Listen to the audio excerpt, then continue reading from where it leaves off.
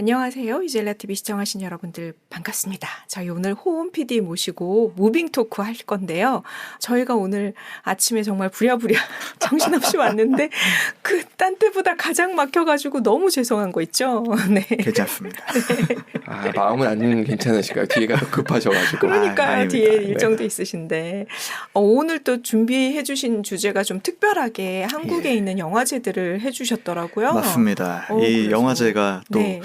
항상 10월이 되면은 네. 또 이제 7월하고 10월이 되면은 오. 뭔가 떨리는 설레는 그런 마음이 있는데 특히 10월이 이제 다가오지 않습니까? 네.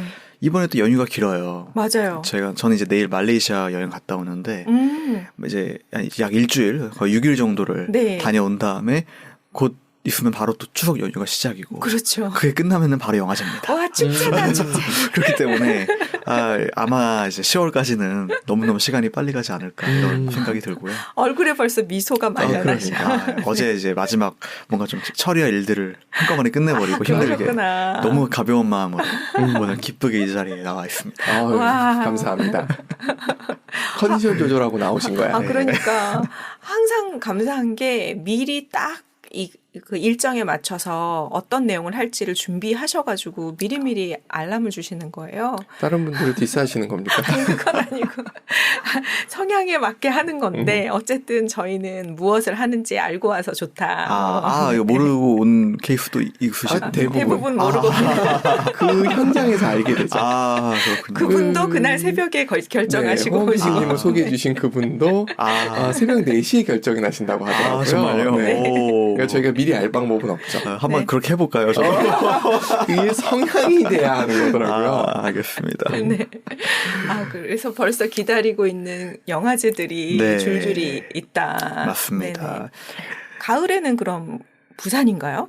가을이면 부산이고 한국 영화제 하면 부산입니다. 그쵸, 그쵸. 사실 이게 많은 사람들이 이 정도까지는 생각을 안 하실 수도 있는데요. 부산 영화제가 나름 아시아에서 가장 큰 영화제. 그래요? 네. 국제적으로 위상도 높겠군요. 인도도 아니고? 네, 아시아에서 가장 큰 영화제. 인도는 왜요? 인도는? 왜 그러세요? 인도도 충분히 가능합니다. 할리우드가 얼마나 그쵸. 강한데. 네, 베이징이라든지 이런 맞아요. 것들 네네. 많잖아요. 네. 근데 부산이 가장 그러니까. 아시아에서 큰. 그래서 그리고 부산의 재밌는 부분은 또 뭐냐면은 이제 보시다시피 이제 1996년에 설립이 됐어요. 아마 이제 영화제 중에서는 그래도 가장 오래된 축에 속하지 않나 그런 생각이 들고 물론 조그만 개인이 이렇게 회사나 어떤 단체에서만 영화제도 있었지만 이렇게 네. 시에서 국가적으로 지원을 받아가지고 하는 영화제는 아마 저 영화가 최초가 아니었나 생각이 들고요. 한국에서는. 네, 한국에서는. 네. 그리고 부산 영화제 같은 경우는 특히 이제 가장 인상 깊은 부분이 그해 가장 화제인 영화들을 미리 만날 수 있다. 오. 예를 들어서 이제 매년 5월에 이제 칸 영화제가 네. 열리고요. 네. 그리고 이제 9월에는 이제 베니스 영화제가 열리죠. 그런 식으로 이제 세계 3대 영화제가 있지 않습니까? 칸 네. 영화제, 베를린, 베니스 이렇게 있는데 그때 이제 화제가 됐던 그런 상을 받는다든지 네네. 그때 가장 화제인 영화라든지 아니면은 미국에서 개봉했는데 이 영화는 정말 영화제에서 개봉을 했는데 이 영화는 정말 올해 다음 연도 오스카 유력 후보다. 이런 영화들이 줄줄이 다 부산 영화제에서 미리 볼 수 있다. 그러니까 정식 오픈이 되기 전에 네. 미리 보는 거죠. 영화 광들이, 영화 팬들이. 맞습니다. 그래서 이제 실제로 이제 보통 이제 오스카 특히 이런 메인 네. 급에 걸리는 영화들은 우리나라 기준, 한국 기준으로는 매년 2월에서 3월에 개봉을 합니다. 왜냐하면 이제 미국 현지 같은 경우는 보통 영화제에서 먼저 선공개를 하고, 네. 베를린이나 칸이나 이런 큰 유럽 영화제에서 선공개를 하고, 약 3, 4개월, 이제 길게는 5개월 뒤에 크리스마스 이런 메인 시즌에 미국에서 개봉을 하는데요. 네. 대표적으로 라라랜드가 그런 경우죠. 9월에 베니스 영화제에서 처음 개봉을 해서 난리가 난 다음에 영화제에 참석한 사람들에게 크리스마스에 개봉을 했죠. 그래서 이제 확 난리가 나고 이제 이미 입소문이. 네, 그리고 이제 그해 3월에 오스카에서 이제 상을 그렇게 휩쓸었지 않습니까? 네네. 우리나라는 근데 이렇게 되게 대박을 쳤다. 이런 네. 영화들은 보통 2, 3월에 개봉을 합니다. 왜냐면은 3월에 이제 항상 오스카 시상식을 생중계 하잖아요. 네. 그거에 맞춰가지고 일부러 배급사 쪽에서 흥행을 더 하기 위해서. 왜냐면 대부분 그런 영화들은 막 스타급 배우들이 나오지 않는 이상 잘 모르는 경우가 대부분이거든요. 맞아요. 예, 특히 뭐 예를 들어서 위플래시 같은 경우도 마찬가지였고요. 그런 식으로 뭔가 이 배우 뭐 아는 사람은 알지만 대중들이 봤을 때 포스터만 봤을 때 구미가 확 당기지 않는 거죠. 예를 들어서 뭐 톰 크루즈가 나온다. 브래드 피트가 나온다. 근데 막 보고 싶고 그런 게 있잖아요. 맞아요. 근데 그게 아니고 진짜 처음 보는 감독이고 처음 보는 배우인데 뭐 미국에서 평이 되게 좋았습니다라고만 하기에는 배급사 입장에서는 이제 갖고 개봉을 하기가 좀 모험인 거죠. 마케팅. 그렇죠. 그러니까 트로피의 효과라는 게 확실히 있네요. 우리 사람들이 심해요. 네. 그렇기 때문에 이제 2, 3월에 주로 그런 것들을 몰아서 개봉을 하고 저희 같은 영화 팬들은 이미 들리는 풍문으로 너무너무 이 영화가 훌륭하다는 얘기를 이미 들은 상태에서 이제 거의 최대 6, 7개월을 기다려야 되는 상황이니까 이거를 부산영화제에서 빨리 봐야 되는 거죠. 이해가 된다. 그렇죠. 영화왕들을 위한. 네. 근데 96년이네요. 네. 저 상태면은 그 다음에 IMF가 터지거든요. 맞습니다. 그러니까 그리고 이 상태면 우리나라의 국제적 위상이 아주 높을 아직은 때가 아닙니다. 아니에요. 맞습니다. 근데 저렇게 생각을 했다는 건 좀 특이하네요. 근데 잘했다는 생각이 드네요. 정말 그 프로그래머들의 노력이 컸고요. 그리고 무엇보다도 이 실제로 부산영화제를 가시면은 특히 그 기간에 부산을 가시면 해운대 쪽에 해운대 해변 이렇게 있잖아요. 네. 쫙 하고 영화 포스터들이 걸려 있습니다. 너무 멋있다. 그 감성, 영화제 같은 감성. 원래 이 칸 영화제도 그렇고 그 도시 자체가 영화제로 들썩이는 느낌이 있거든요. 베를린도 그래요? 제가 베를린 실제로 안 가봐서 모르겠어요. 베를린은 좀 느낌이 다르지 않을까 하는 생각이 좀 들어요. 도시 규모도 그쵸. 그렇고 확실히 독일이라는 감성이 네. 감성이 좀 실제로 다르다. 그래서 베니스랑 칸이랑 베를린 중에 가장 조금 뭔가 좀 막 덜 감성적인? 덜 감성적인 게 베를린이라고 해요. 그러네. 다 해안가에 있던지. 그 국민성이 다르잖아요. 그러네. 국민성도 다르구나. 그러네요. 좀 더 열정적인 그 국민성들이 아무래도 남프랑스 쪽에는. 하나시죠. 네. 네. 그래서 이제 부산영화제 같은 경우는 그 기간에 가시면 너무 재밌고요. 영화 배우들도 실제로 볼 수 있고 길거리에 많이 돌아다니시고 감독님들이랑 스태프들이랑 많이 돌아다니시고 이제 인상 깊은 스토리가 이제 처음에 설립됐을 때 정말 말씀하신 것처럼 아무런 베이스가 없잖아요. 그러니까요. 처음 영화제 한 거고 그래가지고 나름 아시아에서 이제 크게 연다고 해서 부산이 또 도시가 크지 않습니까? 네. 막 해외 막 영화 관련인들을 프로그래머들이 엄청 노력을 해가지고 초청을 한 거예요. 네. 그래서 뭐 칸 영화제의 집행위원장이었던 티에리 프리모부터 해가지고 엄청 많은 유럽에서 막 그 영화제 관련 관련인들 오고 영화 배우들도 많이 오고 막 이랬는데 딱 시상식이 끝나고 뒤풀이를 하러 밖에 나갔는데 문을 다 닫은 겁니다. 모든 가게들이. 그래가지고 몰랐으니까. 포장마차도 없고 요즘은 막 해운대 가면은 해운대 앞바다에 포장마차들 막 있지 않습니까? 네네. 그때는 그런 것도 없었을 때니까. 그래가지고 전부 다 슈퍼에 가가지고 문연 슈퍼에 가가지고 그 배우들하고 그 감독들하고 왕가위 막 이런 사람들까지 전부 다 소주랑 그냥 과자 같은 걸 사가지고 해운대 바닥에 앉아가지고 먹고 있었다고. 야 최고다. 저쪽에 가면은 유독화랑 금성무가 앉아가지고 소주 마시고 있고 저쪽 가면은 막 이런 식으로 돼 있었다고 타임머신 해요. 타면 그때로 가야 되겠다. 가면 돌아다니면서 같이 셀카 찍고 다니면. 그래서 정말 네. 재밌는 썰이죠. 그러네요. 30년이 안 됐다는 게 진짜 신기하고 근데 그 사이 위상이 이렇게 높아졌다는 것도 놀랍고 네, 그렇습니다. 그 당시에는 일단 스마트폰 없었고요. 네, 맞아요. 피처폰 시절이었고요. 그렇죠. 그리고 그 당시에 똑딱이 같은 그 디카 있잖아요. 맞아요. 30만 화소, 60만 화소 이런 거. 그런 거 들고 다니던 시절인데 그러게요. 감성이 완전히 달랐을 것 같아요. 그렇습니다. 네. 부산영화제 강추드리고요. 네. 올해 10월에 꼭 가보시기를. 전 영화제를 한 번도 안 가봐서 그러는데 네. 가면 극장이나 상영관들을 어떤 식으로 들어가고 하는 걸 좀 알려주실 수 있으세요? 그럼요. 일단은 기본적으로 예매 시스템은 미리 네. 한 2주 정도 미리 네. 그 예약 전쟁을 뚫어야 됩니다. 그 어마어마한 예매 전쟁을 뚫고 네. 각 편마다 따로 예매를 해야 맞습니다. 그래서 또 코드를 이게 다 어디 적어놓은 다음에 네. 미리 보고 싶은 거를 그리고 또 상영 시간표랑 이 동선을 잘 봐야 돼요. 그렇군요. 아까 전에 그 영화관 동선 아까 영화관을 이제 여쭤보셔가지고 네네네. 말씀드리는 건데 가장 큰 곳이 이제 멕시코 쪽에 있는 영화의 전당 거기에 있는 이제 하늘연극장이라고 있어요. 2층짜리 건물 2층짜리 영화관. 네. 거기가 가장 큰 이제 메인급 작품들을 거는 곳이고요. 그리고 그 백스코 밑에 이렇게 엄청 완전 원형 경기장처럼 간이로 만들어가지고 거의 막 500명, 600명까지 수용 가능한 관을 만들어요. 그건 이제 네. 오픈 시네마라고 해가지고 정말 많은 관객들이 볼 수 있는 그런 재미난 축제 같은 느낌의 야외인가요? 야외인데 이제 위에 가려져 있어 밖에 사람들은 왜 못 네. 봅니다. 네. 근데 야외는 도착이 안 야외죠. 되는군요. 예. 네. 근데 춥습니다. 10월에가 아주 추워. 긴팔 입고 가셔야 돼요. 네네네. 그리고 이제 그 외에는 이제 주변에 있는 바로 옆에가 이제 팬텀시티 그 신세계 다 크게 있기 때문에 네. 거기 있는 CGV를 많이 다 대관을 하죠, 통째로. 그래서 어느 관에서 어느 관에서 이런 식으로 합니다. 그래서 이제 열심히 예매 전쟁을 뚫어가지고 이제 시간표를 잘 확인한 뒤에 네. 예매 전쟁을 뚫어서 원하는 영화들을 이제 골랐다 하면은 그거에 맞춰가지고 이동해가면서 다 보는 거죠. 올해는 어떨지 모르겠는데 원래는 그 셔틀버스로 운영을 해서 합니다. 네. 그래서 이렇게 해운대를 도는 셔틀버스를 운행을 해가지고 그게 되게 잘 돼 있고요.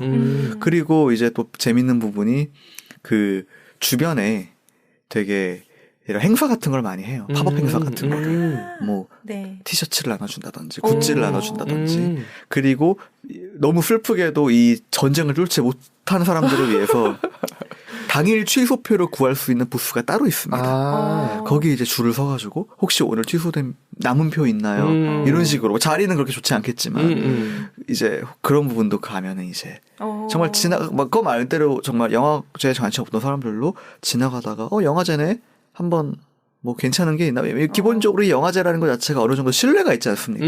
이 프로그래머들이 이제 거쳐가지고 심사해서 선별한 영화들을 사용하는 곳이기 때문에 웬만하면은 그렇게까지 나쁜 영화는 많지 않습니다. 그래서 이제 남는 표 없나요? 라고 물어봐가지고 가격은 일반적인 가격이랑 비슷해요? 가격은 한 편당 9,000원입니다.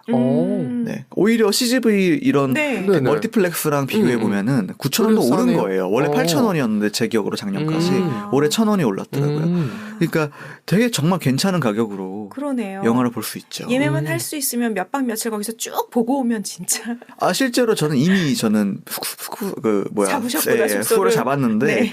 그 4박 5일을 와. 이제 잡아가지고 네네. 이제 쭉 이제 이것도 잘 잡아야 됩니다. 저 괜히 이제 욕심 많아서 하루에 막 4-5편 예약했다가 저 한번 그랬거든요. 집중 안 되고 막. 예, 아니 밥을 못 먹습니다. 분명히 10시부터 12시까지 영화 보고 그 다음 영화 이제 1시부터 이제 3시까지인데 1시간 남잖아요. 네. 그때 밥 먹으면 되겠거니 했는데 영화관 거리가 이동해야 되니까. 한 30분이에요. 못 먹는 거죠. 그럼 이제. 그러네. 그러니까 아니 뭐 마음의 양식을 채웠으니까. 그렇죠. 그런 경우가 있었죠. 와, 그렇구나. 네. 자, 이제 그다음 부천국제 판타스틱 영화제입니다. 사실 네. 저한테는 되게 뜻깊은 영화제인데요. 제가 처음으로 갔던 태어나서 영화제예요. 그래요? 부천국제 판타스틱 영화제. 오. 근데 매년 7월에 개막을 하고 네. 97년도에 설립을 했죠. 저 영화 같은 경우는 저 영화제 같은 경우는 재밌는 부분이 망작들이 많습니다. 망작. 네. 영화제인데 부산은 정말 믿고 보는 네. 그 영화들이 많다면 부천국제 판타스틱 영화제 망작들이 정말 많습니다. 지뢰작이라고 하죠. 밟았는데 터졌다. 제 인생 최악의 영화들을 다 부천에서 만났다는. 하지만 정말 재밌는 영화들도 상당해. 저 국제 판타스틱 영화제, 저 판타스틱이 붙은 이유가 왜 그러냐면은 컬트적인 영화들을 되게 많이 상영해요. 그렇겠다. 기이하고 네, 뭔가. 기이하고 SF적인 뭔가 좀 귀신나 뭔가 공포 영화 이런 것들을 되게 많이 상영을 합니다. 그래서 그 장르 영화라고 하죠. 스릴러, 공포, 네네. SF 이런 영화들. 되게 색깔이 뚜렷한 영화들 있잖아요. 장르 영화를 정말 많이 이렇게 보여주는 영화제인데 되게 좋은 영화들도 많이 상영했었어요. 예를 들어서 물론 이 영화제 하기 전에 개봉을 했지만 곡성 같은 경우도 실제로 감독을 초청해가지고 이렇게 하는 나홍진 감독을 초청해가지고 Q&A를 하는 그런 것도 있었고요. 되게 나름대로 짜임새가 탄탄한 영화제입니다. 하지만 이제 문제는 정말 지뢰작들이 많다는 거. 검증 시스템이 조금 이렇게 뭔가 오픈있어요. 갑자기 그 게임 있잖아요. 지뢰찾기. 그 느낌으로 하면 되겠네. 맞습니다. 그래가지고 이제 저 영화 같은 경우 영화제는 이제 또 심야 상영이 압권이죠. 밤 12시에 시작해가지고 새벽 6시까지 하는. 한 3편 정도를 3편 연이어서 보여주는 아침 6시까지 하는 예전에 삼국극장 가서 보던 네. 그리고 제 인생 최악의 영화들을 거의 다 그 심야 상영에서 만났던. 주무세요? 아니면 그래도 집중해서 보세요? 중간에 자요. 한번 잤어요. 너무 졸려가지고 4시쯤에 기절했습니다. 4시쯤에 기절하고 6시에 일어났는데 영화 끝날 때 일어난 거예요. 근데 이제 주먹밥 같은 거 줘요. 이제 수고했다고. 네, 그런데 나올 때 그 4시간 뒤에 그 다음 영화를 봤어야 됐어요. 잠도 못 잤는데 세상에. 심지어 그 영화가 4시간이었거든요. 사용 시간이. 와우. 그래서 중간에 당연히 그거 인터미션도 없고 그래서 그냥 버리고 그냥 집에 가서 잤습니다. 너무 피곤하면 볼 너무 수가 졸려 없어. 어떻게 맞아. 할 수가 없더라고요. 그쵸. 그래가지고 이거 안 되겠다. 근데 부천은 부산에 비해서 낭만이 없어서 괜찮나요? 그 장소가요? 네. 어때요? 사실 그게 정말 사실이고요. 부천시청에서 하는데요. 네. 부천시청 앞에 이렇게 막 잔디가 이렇게 운동장처럼 쫙 있어요. 그래서 거기에 막 부스 설치해서 하는데 말씀하신 것처럼 낭만은 없어요. 그래서 사실 부천국제 이제 모든 영화제에서 가장 사실 메인이 저는 음식이라고 생각하거든요. 힘들게 영화를 보고 마음의 양식을 채운 다음에 또 이 육체적인 이런 어떤 만족감이 딱 위가 채워져야 될 거 아니겠습니까? 맞아요. 부산은 많죠. 아주 먹을 것이 많은데 부천은 그에 비해서는 그래서 이제 항상 부천 가면 그냥 가는 집들이 있어요. 이제 그 백종원 시리즈, 백종원 그 회마 식당 그 시리즈 시리즈가 있습니다. 거기 가가지고 이제 뭐 배를 잠깐 채운다든지 그리고 뭐 좀 시간이 남는다면은 뭐 정말 뭐 중국집 같은 데 가가지고 로컬 중국집 가가지고 먹는다든지. 그럴 수 있겠다. 네, 한계가 있죠. 하지만. 그거 하는 것 같아요. 마라톤 하기 전에 이렇게 부스에 쭉 있어서 부스 한번 쭉 보고 맞습니다. 약간 그런 느낌. 별로 좋은 기억 아닙니다. 잊어버리도록 하겠습니다. 저는.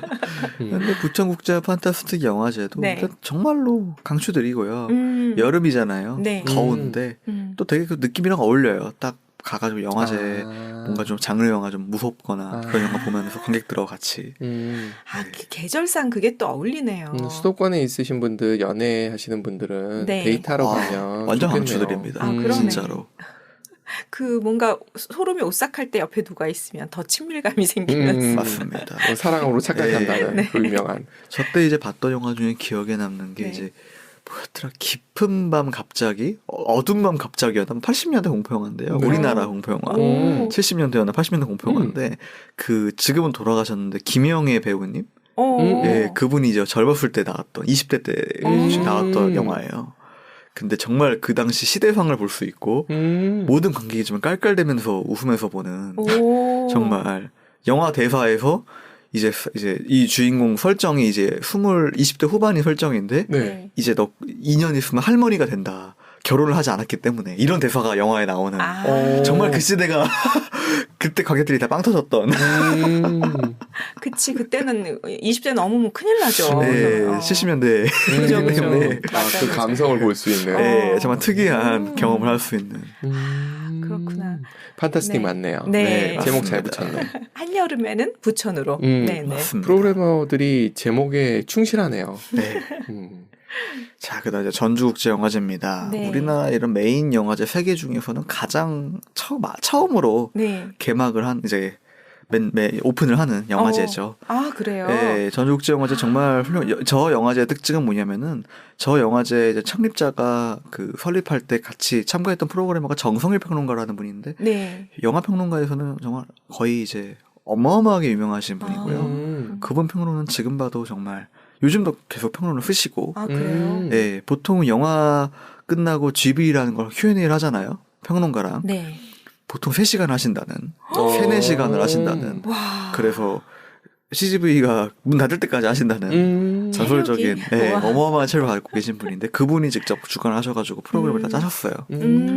그래서 그런지 부산 영화제랑 부천 영화제에 비해서는 그 대중성이라든지 그런 것들은 이제 좀 뭔가 훨씬 더 아트적이고 독립영화에 치중한 느낌입니다. 하지만 그만큼 되게 좀 딥하고 네네. 되게 좀 물론 이제 독립영화다 보니까 아무런 뭐 그런 것들은 있겠죠. 근데 정말 딥한 영화들이 많고요. 전주라는 동네 오히려 전주도 이제 시잖아요. 네. 네. 해안가는 아니지 않습니까? 네네네. 근데 부천보다 훨씬 더 영화제 느낌이 나요. 아, 그럴 것 같아. 아니, 도시 네. 자체가 약간 뭔가 한옥도 좀 있고. 한옥도 그쵸. 있고 네. 뭔가 북적북적거리는 느낌이 되게 영화제랑 잘 어울리는 느낌이에요. 먹을 때가 많잖아요. 그렇죠. 그게 또 음. 훌륭한 딱 이렇게 영화 본 다음에 이제 맞아. 나와서 맛있는 백반집 가면은 음. 이제 또 배가 고파지는데 아, 너무 좋다. 네, 네. 너무 훌륭하죠. 네네. 이게 시기적으로 보면 1997년, 96년, 2000년 딱 그 즈음이네요. 네, 뭔가 우리나라에서 영화적으로 뭔가 으쌰으쌰 뭔가 해보자 라는 느낌. 이게 스크린 쿼터가 없어지는 그 즈음인 것 같은데. 그 직전일 거예요 아마. 그쵸. 네. 비슷한 시점이랑 맞물렸네요. 맞습니다. 그때 뭐가 변화가 되게 많았었네요. 예, 실제로 그때 이제 뭐 요즘 말하면은 정말로 지금 거의 뭐 전설적인 감독들 박찬욱 감독, 봉준호 감독 다 데뷔를 저때 90년대 후반에서 2000년대 네네. 완전 초반 그때 이제 다 데뷔를 하셨고요. 그리고 실제로 그때 정말 영화들이 좋은 게 너무 많죠. 예. 뭐 대표적으로 홍승수 감독 데뷔작인 돼지가 오므라도 가진 날로 1996년에 개봉을 했고 그런 식으로 정말 훌륭한 우리나라 역사에 정말 길이 남을 20세기의 길이 남을 그런 영화들이 다 저 당시에 개봉을 했습니다. 아, 그러네. 그러니까 영화적인 어떤 그 이전의 문법들이 있다면, 고전적인 문법이 있다면 그 문법을 해체하고 네. 새롭게 바라보는 감독들이 확 나타났던 시기가 아니었나라는 생각이 드네요. 지금 맞습니다. 말씀 그 영화 들어보니까. 전문적으로 네. 공부를 하시고 또 그쪽 제작을 하시는 입장에서 봤을 때 보통 일반인들이 볼 땐 쉬리를 많이 떠올리거든요. 아, 예. 우리나라 영화의 일종의 서태지 같은 느낌의 그런 영화로 쉬리를 많이 꼽는데 예. 어떻게 보나요? 사실이죠. 아 그래요? 사실이에요. 쉬리는 정말로 헐리우드 블록버스터의 느낌을 정말로 우리나라에서도 이런 영화를 이런 그러니까요. 정말 대표적인 그게 90년대 그 90년대 거예요. 중반이죠. 예, 90 아마도 그런 그 정도. 예, 여튼 그 90년대였어요. 그러니까 그게 다 맞물려 있어서 그러네요. 실제로 이제 저 때를 지나고 2003년에 이제 완전히 정말 르네상스 같은 때죠. 2003년이 올드보이랑 살인의 추억이랑 아, 뭐 그게 장화홍련이랑 그때군요. 다 2003년에 개봉했거든요. 그러니까 그때가 정말 와 우리나라 영화의 거의 전성기였다. 지금은 아직. TV 드라마가 워낙 세서 예, 지금은 정말 TV 드라마가 너무 세죠. 장난 아니죠. 전 세계로 휩쓸고 있으니까. 그러게 얼마 전에 말이에요. 본 게 넷플릭스의 누적 시청 시간을 봤더니 네. 오징어 게임이 전 세계 1위더라고요. 아 정말요? 깜짝 놀랐어요. 대단하다. K의 K컬처가 갑자기 그렇죠. 네, 이렇게. 근데 그게 다 이런 영화에 대한 투자와 관심과 이런 것들이 연결돼서 이루어진 거잖아요. 그렇죠. 그러니까 이게 참 요즘 보면 안타까운 게 이거는 실제로 이제 요즘 활동하는 뭐 봉준호 감독이라든지 이런 분들도 말씀하신 건데요. 옛날에는 본인들도 이제 신인이었을 때 투자를 받아서 다 정말로 아무도 본인은 모르지 않습니까? 네. 지금의 봉준호랑 옛날의 봉준호는 다르잖아요. 그렇죠. 그렇지만 어떻게 투자자를 찾아가지고 영화를 만들었다는 겁니다. 맞아요. 근데 요즘 그게 불가능하다. 신인 감독이 완전히 새로운 어떤 문법으로 접근을 해가지고 새로운 시나리오로 영화를 만들었는데 정말로 불가능하다. 투자를 받는 게. 그래서 실제로 이제 말을 한 게 만약에 누군가가 어느 신인 감독이 자기랑 똑같은 그러니까 기생충을 똑같이 찍어가지고 하겠다라고 했을 때 한 샷도 안 틀리게 했을 때 투자를 받을 수 있을까? 네, 거기에 대해서 이게 좀 더 산업화돼서 네. 그리고 약간 말씀하셨던 부분에서 느껴지는 게 한 번 이렇게 뭔가 자리가 잡히고 나면 기득권층이라는 게 생기고 나면 새로운 누군가가 들어가려 그러면 훨씬 더 힘들어지는 부분이 있는 것 같아요. 맞습니다. 뭐 음악계도 그 빅4죠. 네. 사실 빅3에서 하이브가 들어간 게 놀라운 일인 거지. 그렇죠. 이게 일반적인 건 아니라고 봐야 되는 하이브의 거잖아요. 모텐 또 JYP에서 뭐 갈고 또 다듬어서 나온 맞아요. 거니까. 그렇죠. 네. 영화계도 좀 비슷한 게 있네요. 네. 3일 전에 버거집에서 맞췄거든요. 그 방시영님을. 네. 어느 버거집에서? 어느 버거집? 강남역 쉑쉑에서 맞춰가지고 그러셨구나. 인상 깊었습니다. 진짜 이제는 글로벌한 네. CEO시니까. 그렇죠. 네. 자, 이전에는 제가 이제 10월 4일에 개막을 합니다. 부산 영화제가. 부산 영화제. 올해 10월 4일 얼마 안 남았습니다. 한 달 안 남았죠. 네네. 뭐 3주 남았나요, 아마? 그럴 거예요. 그런데 아직 예매가 열리지 않았습니다. 오. 사실 뭐 이 방송을 보시는 분들이 이제 미래의 경쟁자가 될 수도 있지만 네. 그래도 나름 네. 이제 프로그램에 기여를 하겠다는 생각으로 네. 이번 영화제에서 꼭 한번 제가 보고 싶기도 하고 꼭 한번 이 영화는 봐야 된다라고 하는 영화들을 좀 추려봤어요. 네. 예, 몇 개 추려봤는데 일단 첫 번째 제가 강추드리는 건 이 엠마 푸얼 스톤이야. 가여운 것들이라는 영화입니다.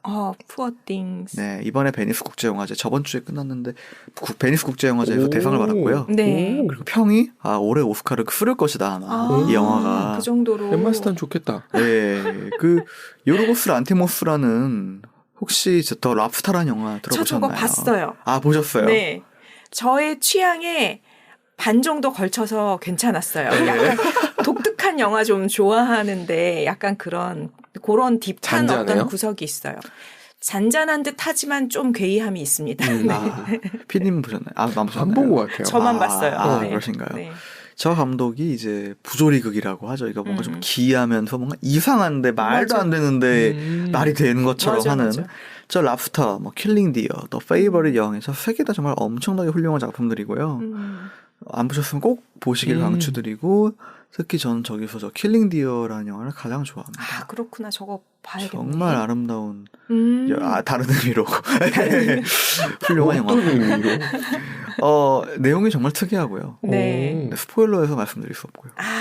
직접 볼게요, 그러면. 네. 저 킬링 디어를 어디선가 잠깐 보다가 네. 괴이하다 하면서 안 봤던 기억이 있어요. 정말 괴이합니다. 아, 그렇군요. 촬영부터 연기 스타일부터 모든 게 괴이하고요. 정말 제가- 이상한 영화예요. 근데 그렇군요. 처음부터 끝까지 보면 그 안에서 어떤 미적인 걸 발견할 수 있는 건가요? 그럼요. 더덕님은 좋아하시겠네요. 네. 네. 저는 과연 볼 수 있을지 물음표가 좀 찍힙니다. 정말 훌륭한 영화를 만든 감독인데 이번에 네. 저 더 페이버릿을 만들고 몇 년 동안 아무런 말이 없어서 이 감독이 뭔가 좀 할 것 같긴 한데 이랬는데 저 푸얼 띵스가 예고편이 나오고 와 미술이 미쳤다. 이 영화의 미술은. 미술이 미쳤으면 봐야 돼. 네. 그리고 네. 여자 프랑켄슈타인 내용이래요. 아. 엠마 스톤이 프랑켄슈타인인. 그리고 출연진이 쟁쟁하고요.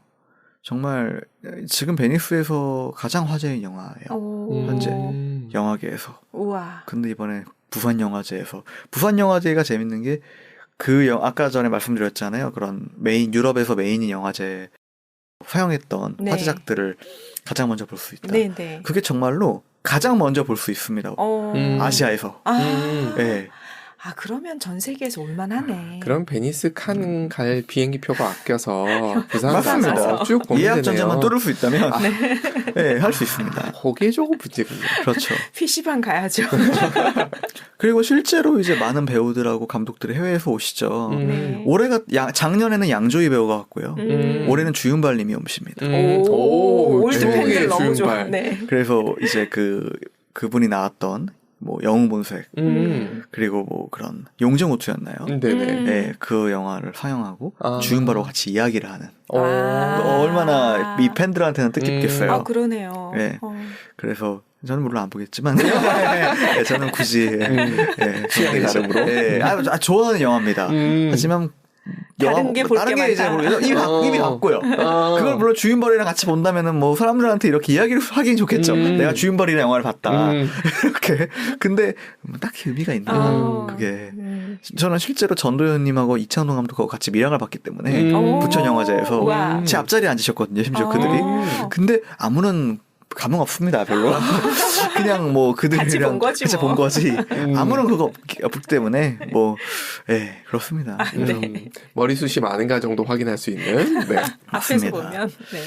가여운 것들 강추드리는 영화입니다. 네. 그리고 이제 그럼 더 킬러. 이건 이제 넷플릭스 영화고요. 사실 10월에 이제 일반 극장에서도 개봉을 하고 11월에 이제 넷플릭스로에서도 전체 공개를 하는데 그래요? 그래서 이제 이걸 리스트에 넣을까 말까 고민을 많이 했어요. 근데 그래도 월드 프리미어로 아시아 프리미어로 처음으로 하는 거니까요. 네네. 부산에서 네. 일부러 넣은 건데 베니스 국제영화제에서도 이번에 이제 역시 상영을 했고요. 제가 너무나도 사랑하는 데이비드 핀처 감독입니다. 소셜 네트워크 그리고 나를 찾아줘라는 걸출한 작품을 만든 감독 혹시 보셨나요? 저 두 영화를? 소셜 네트워크 보셨죠? 주커버그에 집중하면서 봐가지고. 예. 저 어. 감독의 특징은 이제 완벽주의. 아. 거의 환자 수준의 완벽주의. 아, 정말요? 예. 기본적으로 무서워. 영화 찍을 때 8테이크 가면은 많이 가는 거거든요. 오. 8, 9테이크 가면 많이. 이제 보통 그 정도. 근데 저분은 40테이크, 50테이크 갑니다. 와. 그리고 100테이크까지 간 적도 있다고. 출연진 미쳐버리겠다. 출연진뿐만 예. 아니라 스태프들도 스텝도 미쳐버리겠다. 그리고 편집이 정말 오래 걸리는 감독 와. 중입니다. 테이크가 그렇게 많으니 네. 편집은 본인이 하는 거니까 괜찮아. 네. 편집 본인이 직접 하나요? 어느 아니죠. 정도죠? 에디터 있죠. 그러니까요. 아, 물론 그래도 네. 본인이 이거는 디렉터를 해야 되니까. 민폐의 폭이 적다. 보면은 이제 레이저 포인터를 들고 네. 편집자 뒤에 앉아가지고 이렇게 가리키면서 이렇게 하더라고요. 와. 근데 이 데이비드 핀처 영화를 제가 너무 좋아해가지고 실제로 저 영화 감독의 편집 스타일이나 그런 거를 따라해보고 싶어서 학생 때 한번 시험 삼아 해본 적이 있는데 어떠셨어요? 진짜 어려워요. 어. 정말 이런 대화씬도 어마어마하게 앵글이 다양합니다. 아. 정말 말도 안 되게 앵글이 많고요. 그리고 데이비드 핀처 영화의 특징은 특징이 없다는 거예요. 네? 너무 완벽하게 하니까. 아무런 그러니까 뭐 퀸틴 타란티노라든지 이런 메인 감독들의 특징들이 다 있거든요. 뭐 좀 거칠다든지 네, 뭐 뭐, 이런 게 있지. 저 감독 특징이 없어요. 음.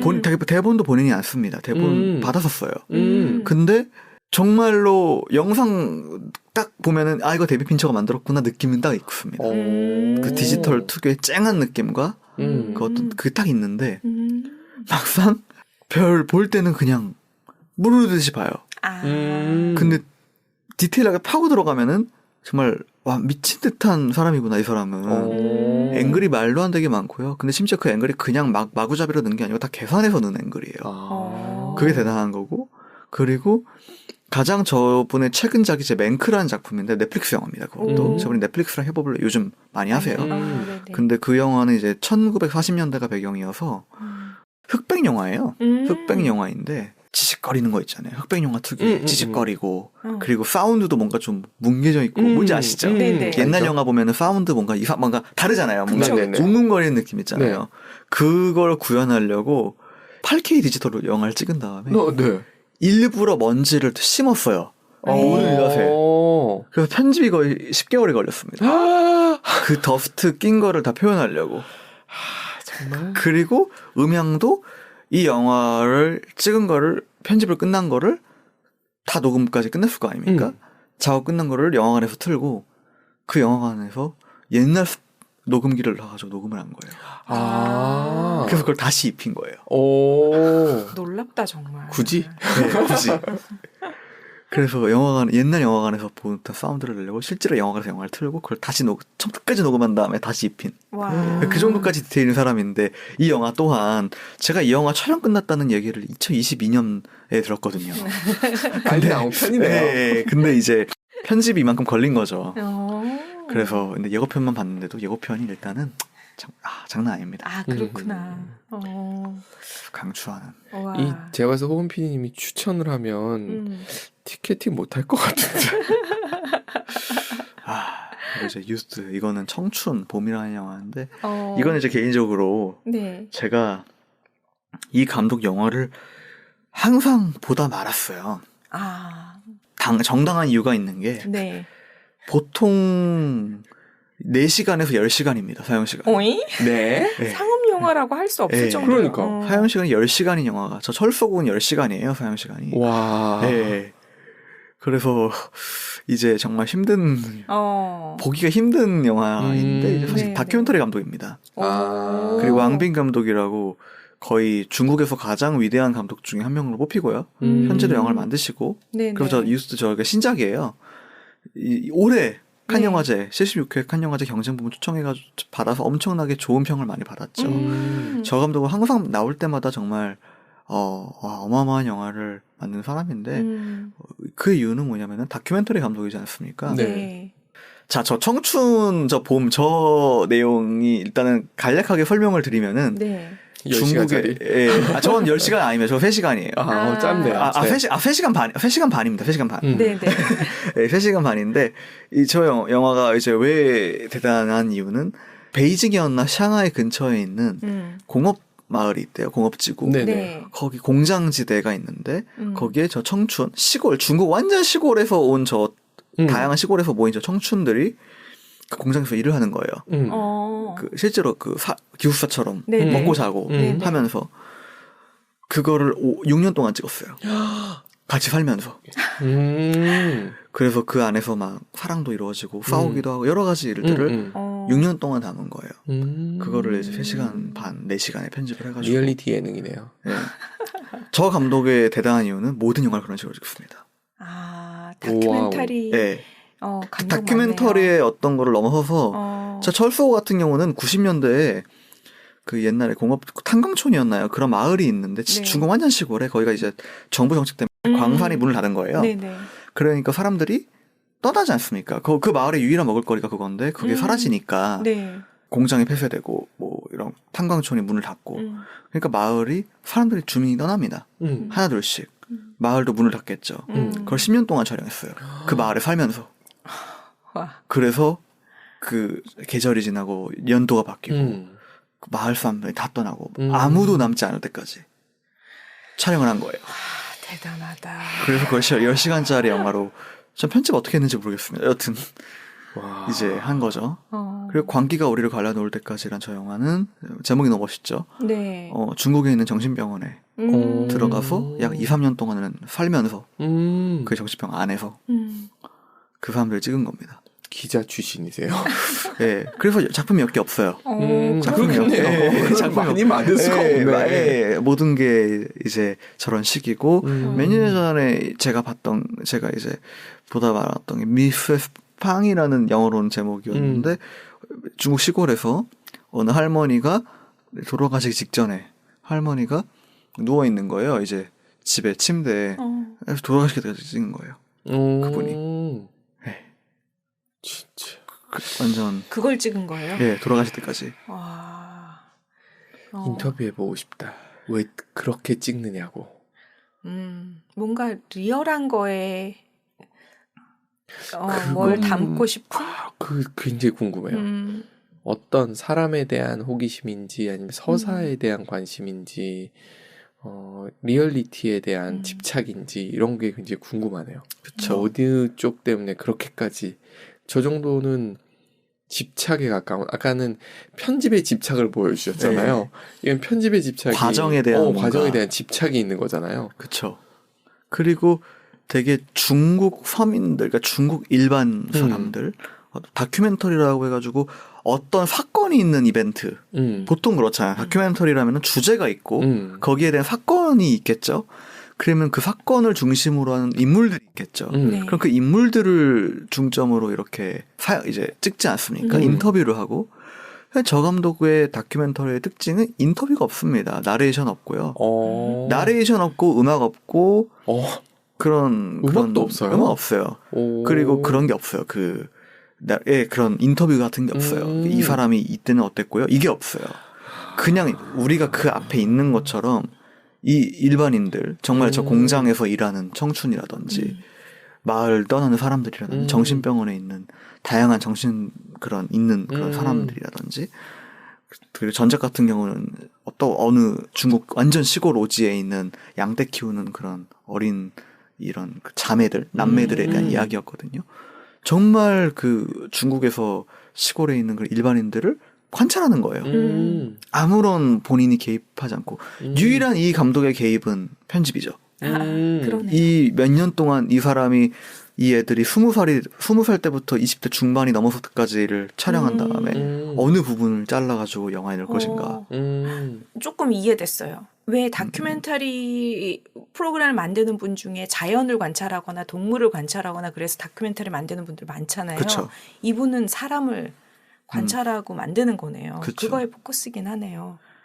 그 안에서 저도 굳이 궁금한 부분은 네. 어느 부분을 편집할 것인가. 그쵸. 그리고 촬영을 하는 과정 속에서 어디까지가 그러니까 정말 다 나오거든요. 이 사람들의 모든 부분들이 어글리한 부분까지 다 나오는데 이 카메라가 앞에 있지 않겠습니까? 맞아요. 그럼 분명히 이 사람들도 카메라 앞이라는 걸 인식을 하고 맞아요. 행동을 하지만 네. 어느 순간부터 툭툭 나오는 게 있을 거란 말이에요. 특히 맞아요, 그렇게 맞아요. 오랜 시간 동안 촬영을 하면은 익숙해지죠. 그럼 제 생각에는 상식적으로 분명히 그 전부터 촬영을 하고 있었을 거예요. 제 생각은 그렇습니다. 아, 그럴 수 있겠다. 왜냐면은 처음에는 만약에 제가 이 카메라를 아이폰으로 들고 두 분을 뭐 한 달 동안 쫓아다닌다고 생각을 하시면은 초반 일주일간은 계속 카메라를 신경 쓰지 않겠습니까? 근데 어느 순간부터는 이게 그냥 기본인 거예요. 이게 있는 게 너무나도 자연스러운 거예요. 그 시간이 분명히 있을 것인데 그거는 그러면 영화에 과연 들어가 있는가 그 부분은 그런 여러 가지 것들이 그리고 이 감독이 왜 이거를 어떤 걸 목적으로 이걸 만드는가 예를 들어서 그 할머니가 돌아가시는 영화 그거는 실제로 윤리적으로 말이 많았어요. 왜냐면은 평론가들의 이제 이런 윤리적으로 접근하는 부분들은 관객이 이 영화가 끝날 때 할머니가 죽는 걸 기다린다는 거예요. 네. 본능적으로. 그래야지 영화가 끝날 테니까. 그럼 이 개인의 죽음을 모든 사람들이 기다려야 되는 건데 이게 과연 윤리적으로 되게 철학적인 질문인 거죠. 네. 그런 부분을 이제 건드리면서 정말 위대한 감독이죠. 황빈 감독은. 특이한 사람 많네. 특히 이제 저 감독 같은 경우는 그 영화제에서만 볼 수 있는 우리나라에서 한 번도 정식 개봉한 적이 없습니다. 할 수가 없네요. 할 수가 없죠. 네 다섯 시간 이러니까요. 그러니까요. 그래서 어떻게 보면은 영화관에서 다수의 사람들과 함께 꽉 찬 영화관에서 네. 볼 수 있는 거의 특히 부산영화제에서밖에 안 하고요. 저 감독 작품은 클래스가 부산영화제에서만 할 수 있는 클래스기도 하고. 그러네요. 그러네. 네, 작년에 샤넬에서 앰베서더로 뽑았어요. 글로벌 앰베서더로 황빈 감독을 뽑았어요. 샤넬에서 네. 엠베서더 정말 안 어울리긴 해요. 뭔가 저거랑 만드는 느낌하고 실제로 보면 되게 그냥 소탈한 느낌이시고 한데 네. 되게 영화제에서만 볼 수 있는 영화다. 어떻게 보면. 그러니까 이번에 부산국제영화제에서 한번 시도해 보는 것도 그럼 호은 PD님 못 보세요. 네. 적당히 하셔서 호은 PD님이 앉을 자리를 확보해 드리고 그리고 네. 예약하시는 걸로. 네. 좋습니다. 네. 그렇습니다. 네, 이렇게 좀 추려봤습니다. 좀 네. 개인적으로 가요운 것들은 내년에 개봉한다고 내년 2월인가 3월에 개봉 예정이 돼 있고요. 네네. 그리고 뭐 더 킬러는 뭐 10월에 굳이 영화제에서 안 보셔도 10월에 영화관에서 일부 영화관에서 개봉을 하고 그 다음에 11월에 이제 넷플릭스에서 다 풀린다고 하니 그런데 이제 저 청춘 같은 영화는 정말로 영화제가 아니면 볼 수가 없는 특히 저런 긴 영화들은 집에서 볼 수 없습니다. 맞아. 4시간을 집에서 본다? 어떤 영화도 쉽지 않고요. 그런 영화들은 일단 영화관이란 공간 자체가 가둬놓는 게 있잖아요. 사람을. 맞아요. 내가 아무리 영화가 지루해도 계단을 제 실례합니다 하고 지나가서 계단을 뚫고 내려가가지고 무거운 문을 열 때까지 이런 노력이 필요한 과정이 있기 때문에 맞아. 웬만하면 영화제에서 이러는 경우는 잘 없거든요. 영화관에서. 그런 공간에서. 청춘 봄이잖아요. 네. 실제로 청춘 봄에 찍은 것만 편집을 한 거예요. 그래서 여름, 가을, 겨울 연작입니다. 그래서 저게 이제 3시간 반짜리인데 3시간 반 4시간 사이인데 실제로 뭐 여름, 가을, 겨울로 나와서 다 합치면 한 14시간, 13시간 되겠죠. 네네. 와. 네. 세상에 하고 싶은 거를 스스로 개척하고 하는 사람들이 많다는 걸 또 오늘 알게 되면서 네, 놀라운 분이다. 그런 생각이 드네요. 네. 또 오늘도 특별한 영화들을 소개시켜 주셔서 네. 오늘 감사하고요. 전 지금 기억에 남는 거 푸어 띵스 꼭 봐야겠다는 생각이 좀 들어서 네, 나오길 기다리면서 그 전에 더 랍스터를 한번 기피디님 보여주고 사주신다고요? 킬링 디어도 한번 보게 하고 킬링 디어 보시고 네. 그리고 이제 하나 말씀드리고 싶은 게 이 부산영화제가 이제 예산이 많이 줄어들었습니다. 재작년에 비해서 작년에 예산이 훨씬 줄어들었고요. 올해는 더 줄어드는 걸로 알고 있는데 이 부산영화제가 많은 사람들이 이제 가고 실제로 뭐 영화제가 북적이는 느낌이 그리고 너무 마음이 아팠던 게 옛날에 갔던 영화제에 비해서 작년에 갔던 부산영화제는 상당히 스케일이 축소됐다. 이게 코로나 이후 여파가 아직은 좀 남아 아직도 있었구나. 있죠. 예, 그렇기도 있고 그리고 뭐 정부 보조금 같은 것도 되게 줄어들었다고 해요. 그래서 이제 그런 부분을 이제 봤을 때 많은 사람들이 가주셔야 또 이런 사회적으로 다시. 그리고 이제 다시 시 안에서도 부산시 내에서도 많이 이렇게 좀 지원을 해주지 않을까. 그러니까요. 이런 활성화가 생각을 다시 해가지고. 됐으면 좋겠네요. 예, 그러니까요. 그래서 예전에 부산영화제가 되기를 진심으로 바랍니다. 네.